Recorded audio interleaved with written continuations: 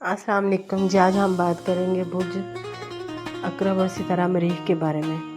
برج عقرب اور ستارہ مریخ انتہائی گرم ترین ستارہ ہے۔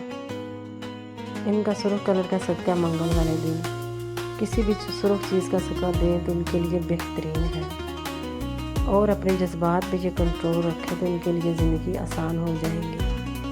ان کو غصہ بہت جلدی آتا ہے اور یہ بہت دلیر اور ذہین ہوتے ہیں، اپنا ہر مسئلہ خود ہی حل کر لیتے ہیں، مگر ان کی لڑائی فتنہ فساد بہت زیادہ ہوتے ہیں، یہی پر ان کو کنٹرول کرنا چاہیے۔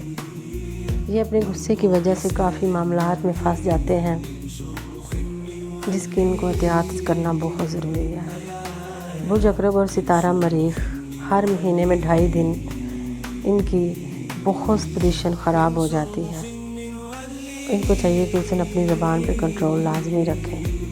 برج عقرب اور ستارہ مریخ والے جس قدر بھی ہو سکے تو 8 عدد سے بچیں، جن کے بھی نام کا عدد 8 ہوگا ان کے ساتھ ان کی آٹومیٹک دشمنی شروع ہو جاتی ہے۔ برج عقرب اور ستارہ مریخ والوں کو چاہیے کہ اپنے ستارے کے لحاظ سے ہاتھ میں کوئی پتھر وغیرہ پہن لیں اور اللہ تعالیٰ کا نام یا رؤوف یا اللہ اس کی مسلسل تسبیح کرتے رہیں۔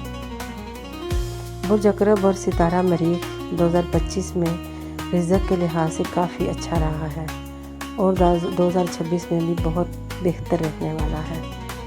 برج عقرب اور ستارہ مریخ جب بھی سورج گرہن لگتا ہے بہت زیادہ یہ متاثر ہوتا ہے، جس کی وجہ سے ان کی صحت بھی خراب ہو سکتی ہے، کچھ چوری وغیرہ